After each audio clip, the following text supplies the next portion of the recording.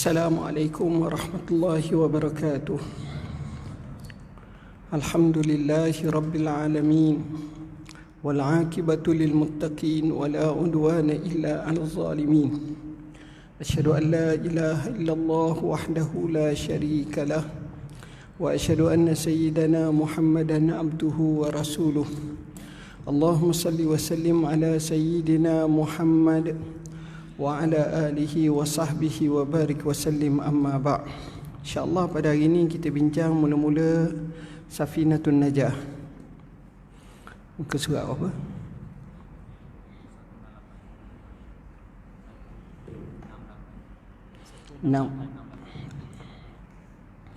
Muka surat 168. Faslun fi suwaril qudwati. Suwarul qudwati tis'un tasihhu fi khamsin. Qudwatu rajulin birajulin, wa qudwati imra'atin birajulin, wa qudwati khunsa birajulin, wa qudwati imra'atin bi khunsa, wa qudwati imra'atin bimra'atin, wa tabtulu fi arba'in. Qudwatu rajulin bimra'atin, wa qudwatu rajulin bi khunsa, wa qudwatu khunsa bimra'atin, wa qudwati khunsa bi khunsa. Bentuk atau gambaran qudwah itu ada 9 perkara. Apa makna qudwah? Maknanya kita nak semayang beriman antara imam dan makmum. Bila berlaku kita nak ikut tok imam tu, kena ada macam mana syarat dia. Di mana dalam gambaran 9 ni, 5 adalah sah, kita boleh ikut. Pertama, seorang lelaki mengikuti menjadi makmum kepada seorang lelaki, tak ada masalah. Kedua, seorang perempuan mengikuti menjadi makmum kepada seorang lelaki. Isteri jadi makmum kepada suami, tak ada masalah. Ketiga, seorang khunsa mengikuti seorang lelaki. Khunsa ni dia ada 2 kemaluan atau tanpa 2 kemaluan. Khunsa ni dia beza dengan mukhannas. Mukhannas ni maksudnya dia macam makyah, tu beza. Keadaannya berbeza. Yang ketiga, yang keempat, seorang perempuan mengikuti seorang khunsa. Sebab kenapa boleh? Kerana khunsa ni dia diandaikan 2. Kalau dia diandaikan lelaki, perempuan ikut lelaki, tak ada masalah. Kalau dia andaikan perempuan, perempuan ikut perempuan, tak ada masalah. Dan yang kelima, seorang perempuan mengikuti menjadi makmum kepada seorang perempuan. Perempuan pun boleh jadi imam kepada perempuan yang lain. Batal pada 4 keadaan. 4 ni tak boleh ikut. Seorang lelaki mengikuti menjadi makmum kepada seorang perempuan. Jadi perempuan tak boleh nak take over, nak jadi makmum. Isterinya ustazah, profesor pengajian Islam, juara musabakah lagu kebangsaan. Tok lelaki ni biasa. Maka tak boleh perempuan tu nak jadi imam kepada suami dia walaupun dia lebih fasih bacaan. Maka kenapa? Kerana syaratnya perempuan tak boleh jadi imam kepada lelaki, tetapi lelaki boleh jadi imam kepada perempuan. Seorang lelaki mengikuti menjadi makmum kepada seorang khunsa. Tengok seorang khunsa, kita nak jadi imam, nak jadi makmum, boleh tak? Jawab dia, kalau kita nak jadi makmum kepada khunsa tak boleh. Kenapa?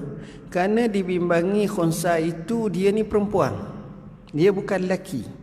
Jadi macam mana orang lelaki nak ikut orang perempuan?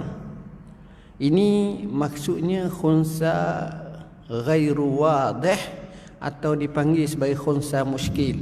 Maknanya belum ternyata lagi kelelakian dia atau keperempuanan dia. Bila nyata tak apa. Baik.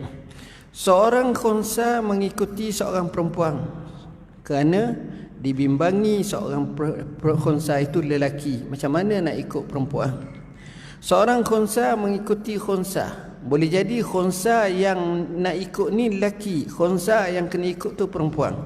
Jadi dengan sebab itu para ulama menyatakan ia tak sah. Ini dalam situasi khunsa yang belum nyata lagi sama ada lelaki atau perempuan. Dia banyak cara nak tentu, tuan-tuan. Ada orang dia tentu nak tahu lelaki perempuan, tengok dia datang haid ke tidak. Ada orang dia tengok juga dari segi buah dada. Juga dia tengok dari sudut umpamanya perempuan dengan lelaki ni ada misai, ada janggut ke tidak. Juga dia tengok dari sudut tabiat. Tabiat ni dia cenderung kepada lelaki ke kepada perempuan. Banyak kategori-kategori yang telah disebut. Hatta ada ulama dikira tulang rusuk lelaki perempuan ni beza antara satu sama lain. Wallahu a'lam.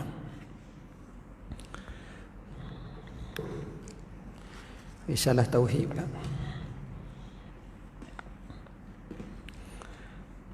Muka surat apa?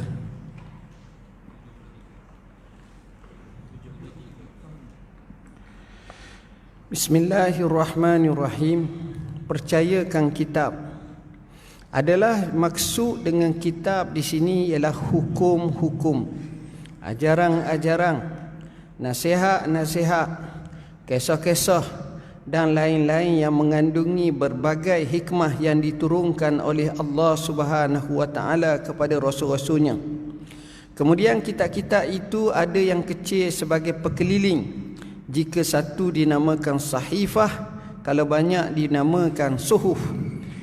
Setengah kaul atau pendapat ulama mengatakan ada 100 suhuf, manakala setengah yang lain mengatakan 110 suhuf. Iaitu 10 diturunkan kepada Sayyidina Adam alaihissalam, Nabi Adam. Ni Nabi Adam, sebab ulama ada kata dia rasul ke tidak, ada kata dia nabi je, ada kata dia rasul. Ni khilaf panjang, bahas panjang kalangan ulama, tapi kita mengatakan dia ni nabi dan dia juga rasul.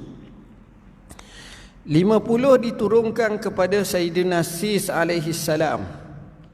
50 diturunkan kepada Sayyidina Sis. Sis ni anak akhir ataupun cucu kepada Nabi Adam. Ada kata anak akhir. 10 diturunkan kepada Nabi Allah Ibrahim alaihissalam. Nabi Ibrahim. Nabi Ibrahim ni adalah nenek atas kepada Nabi Muhammad SAW. 30 diturunkan kepada Sayyidina Idris alaihissalam. Sayyidina Idris pun antara Nabi yang awal yang dikatakan selepas daripada Adam. 10 diturunkan kepada Sayyidina Musa. Jadi kalau kita tengok sini, Nabi Musa dia ada dua lah. Suhuf ada, suhuf Ibrahim wa Musa, dan dia ada kitab Taurat. Di sisi kaul, pendapat yang muktamad tiada diketahui berapa banyak bilangannya. Andai kata wajib atas tiap-tiap mukallaf percayakan ada banyak suhuf, lembaran-lembaran yang diturunkan oleh Allah Ta'ala kepada Nabi, Nabi-Nabi dan Rasul-Rasul dengan jalan ijmal secara rangkum, termasuklah 110 yang disebutkan itu. Jadi kita ni kalau hak macam tu, kita sekadar beriman je.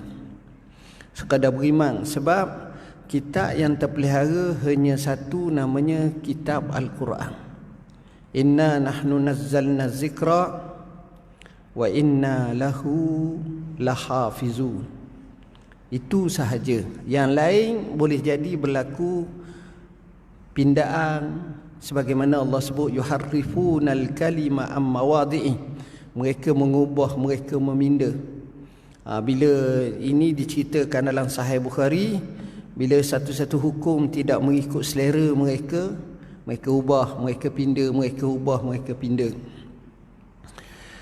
Adapun kitab yang besar kekal disebut kitab juga, maka wajib atas tiap-tiap mukallaf mengetahui dan percayakan dengan tafsir satu persatu, iaitu 4 kitab. Tafsir ni maknanya yakin, tapi bukan suruh ngaji satu-satu kitab-kitab mereka. Kadang-kadang kita pun tak tahu hak mana sahih, hak mana sebenarnya. Kita sekadar beriman.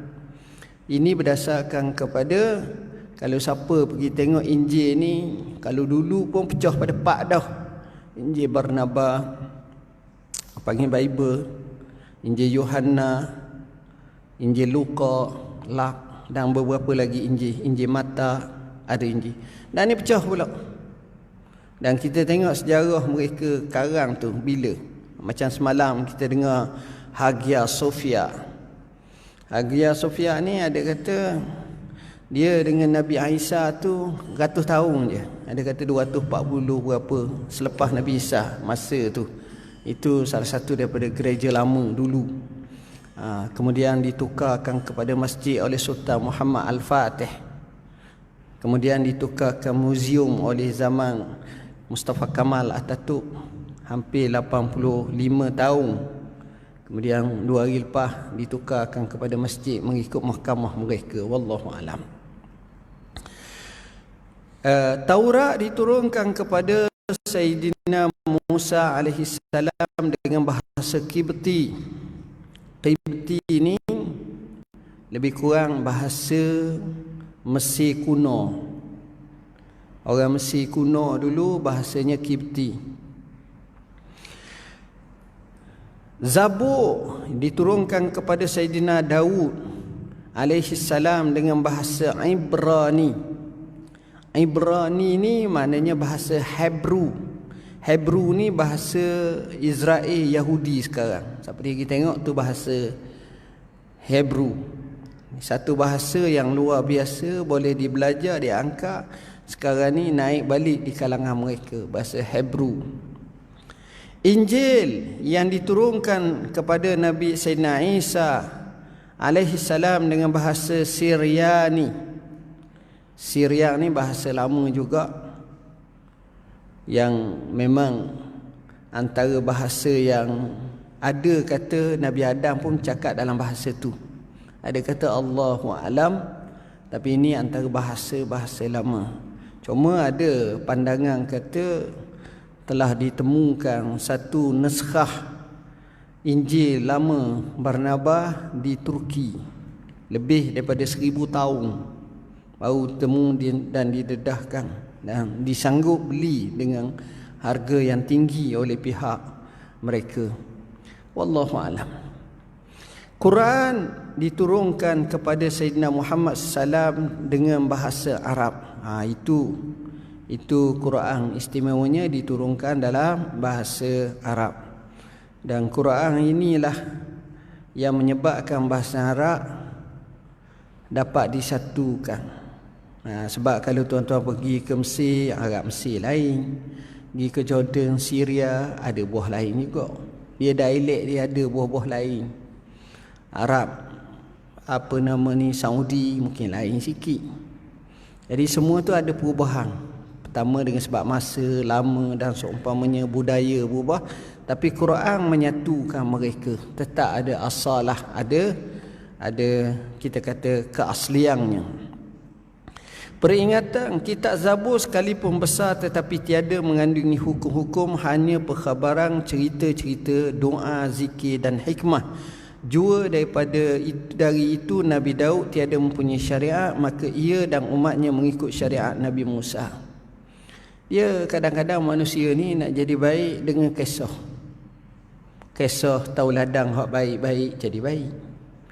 Kisah tauladan hak jahat-jahat jadi baik juga dengar Allah beratnya gitu. Dia ada jenis kisah-kisah. Ada juga dengan zikir, terapi orang zikir bila banyak la ilaha illallah memahami jadi baik juga. Hikmah ni mungkin bahasaannya tak panjang, tapi dia boleh menyebabkan hati itu berubah. Hikmah ni pendek. Pengalaman-pengalaman hidup ni banyak menjadikan hikmah. Sehingga Syekh Dr. Mustafa Sibai rahimahullah dia karang kitab Hakaza 'allamatni al-hayah, begitulah kehidupan mengajar dan mendidik kami. Hikmah pun berlaku kadang-kadang. Okay. Ini kitab Zabur ni. Dan Nabi Daud ni satu kelebihan Allah bagi kepada dia suara dia merdu. Sehingga bila Nabi sebut kepada Abu Musa Al-Asy'ari radhiyallahu anhu, sahabat Abu Musa ni suara sedap. Nabi puji dia. Nabi kata laqad utita bimizmari Daud, kamu diberi seperti seruling Nabi Daud. Suaramu sedap. Sedap macam mana wallahu alam, sebab masa tu memang tak boleh nak rakam apa-apa lagi, tapi Nabi Daud ni suaranya memang sedap. Yang kedua, Allah bagi kepada Nabi Daud, dia boleh bentuk dan lenturkan besi dengan tangan dia je. Macam kita kat dengan tanah liat je, tak ada susah lah. Dia boleh. Allah sebut wa alanna lahul hadid, dan Allah Subhanahu Wa Taala lembutkannya besi-besi itu. Ini Nabi Daud alaihissalam. Banyak lagi lah kisah-kisah Nabi Daud. Yang kedua, segala kitab yang dahulu itu semuanya telah dimansuhkan dengan Quran. Turun Quran habis. Melainkan kalau Quran mengiyakan. Syariat Nabi dulu dimansuhkan melainkan Quran mengiyakan. Contoh apa Quran mengiyakan? Seperti ibadat kurban. Jadi bolehlah kita nak korban, tak ada masalah. Sebab bahkan disuruh wasalli li rabbika wanhar.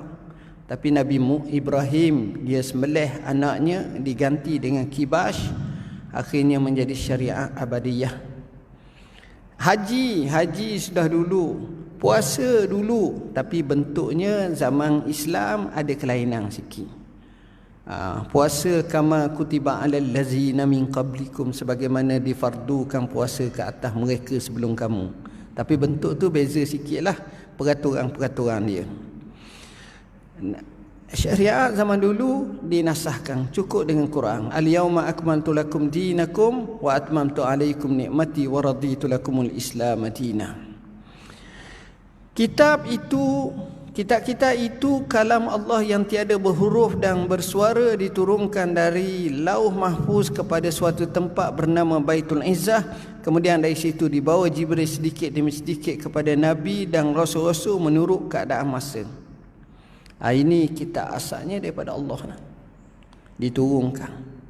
Ada secara sekaligus, ada secara munajjam. Munajjam ni maknanya berperingkat-peringkat. Macam Quran kita diturunkan selama 23 tahun.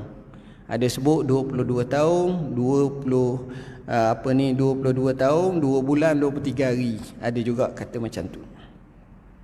Taurat itu satu kitab Allah Ta'ala yang ia turunkan kepada Nabi Musa untuk menyatakan hukum-hukum syarak dan etika yang sahih. Di dalamnya ada memberitakan seorang Nabi akan zahir dari keturunan Ismail, iaitu Nabi Muhammad SAW, dan dalamnya ada memberi isyarat bahawa Nabi kita ini akan datang membawa syariat baru. Dalam Taurat tu ada dah sebut tentang Nabi Muhammad sallallahu alaihi wasallam. Dan kalau kita baca sejarah Isra' Mi'raj, macam mana Nabi Nabi Musa bertemu dengan Nabi Muhammad SAW, itu juga sebahagian daripada apa yang dinyatakan. Wallahu a'lam.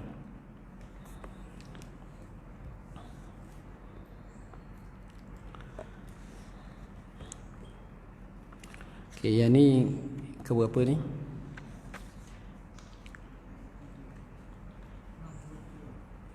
(63) Bismillahirrahmanirrahim. Hikmah yang ke-63. Kata musannif rahimahullah wa nafa'ana wa bihim amin. Khaf min wujudi ihsanihi ilaika wa dawami isa'atika ma'ah an yakuna zalika istidrajan laka sanastadrijuhum min haitsu la ya'lamun. Hendaklah kamu merasa takut jika kamu selalu mendapat kurnia Allah sedangkan kamu masih tetap membuat maksiat kepadanya. Jangan sampai kurnia itu semata-mata istidraj, kita terkagum dan terpesona dalam kemaksiatan pesona. Sesungguhnya akan kami, yakni Allah, mempesonakan mereka dengan cara yang mereka tak mengetahuinya, tak sedar. Apa makna? Hikmah ini nak mengajar kepada kita bahawa nak menutup mulut orang kata, kau ni pergi masjid dok belajar, pergi mari belajar, tak kaya-kaya. Tengok aku, masjid pun jarang, surat pun jarang, semayang pun jarang. Memang memanglah aku Islam tapi aku tak buat. Aku kaya. Jadi kawan ni pun tak ada nak jawab. Dan dijaja. Dia kaya, dia hebat, dia kaya, dia hebat. Walaupun makin lama makin banyak dia bagi, saya nak bagi tahu orang macam ni dia tidak ada rasaan bahagia dalam hati dia. Allah jabu, tak ada. Nampak je dia ada harta banyak, dia ada ni banyak. Kadang ada bahagia ni tuan-tuan dalam hati dia kecil. Tenang. Ada. Kalau bukan Islam, mungkin jenis agama-agama yang kita kata animisme, yang percaya kepada alam dan seumpamanya, boleh rasa bahagia bila seorang, sementara lagi kalau ikut Islam, ikut sembah Allah, ibadah, jauh lagi bahagia. Hamba tengok satu rencana semalam, bagus cerita dia. Kita seorang lelaki, bukan cerita, dia rencana lah, dia komentari.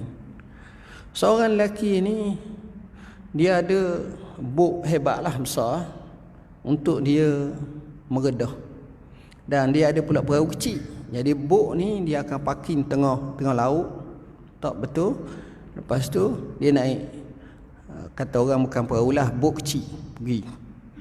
Dia pergi ke sebuah pulau. Pulau itu adalah pulau terpencil yang duduk di antara lautan Pasifik. Sampai pulau tu tak ada orang sore, kosong. Bila sampai situ dia tengok rupa-rupanya ada seorang lelaki di pulau tu.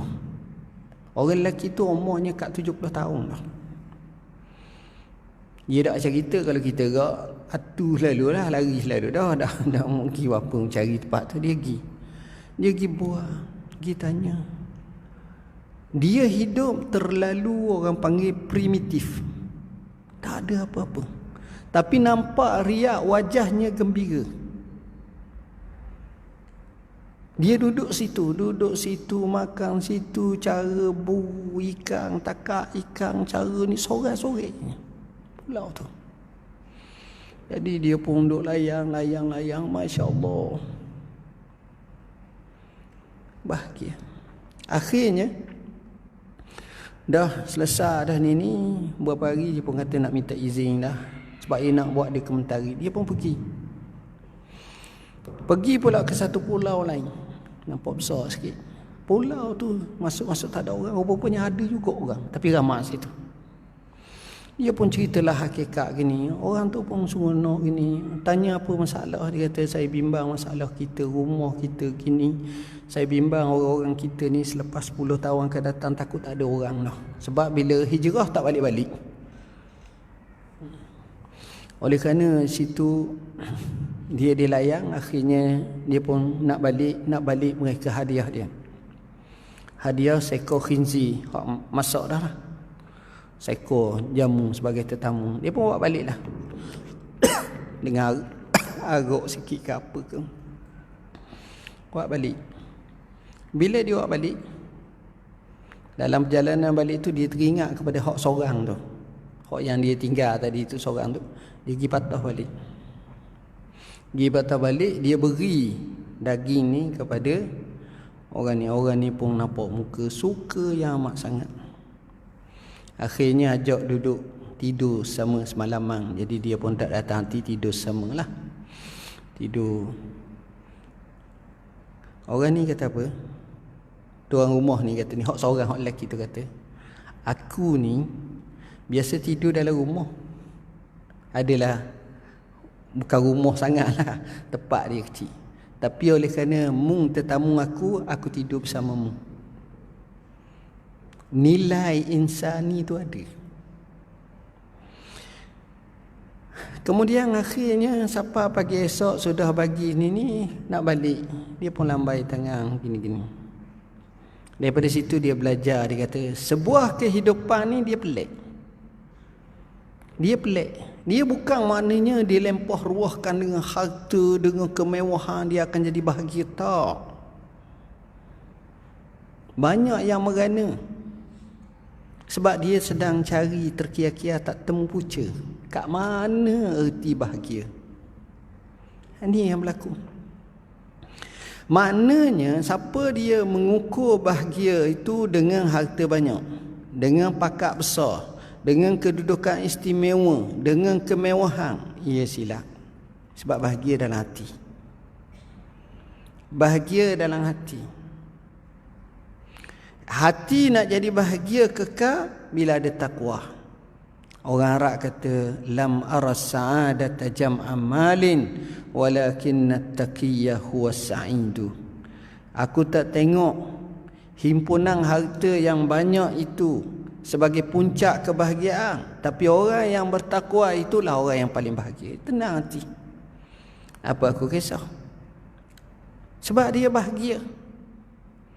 Tuan-tuan tengok, orang pergi ke Mekah, pakda makda yang hanya kerja noreh getah 30 tahun, akhirnya kupur 10 riyal seminggu, sebulan, kadang-kadang ambil balik daripada tabung haji, akhirnya cukup. Dia duduk muassasah jauh, dekat 1 kilometer daripada Kaabah, tapi ada orang tu kamain duduk hampir dengan Kaabah, turun hotel Kaabah lalu dah, maksud saya Masjid Haram dah. Tapi hak ni enggak rasa tenang, seronok dia, bahagia dia. Hati, tuan-tuan.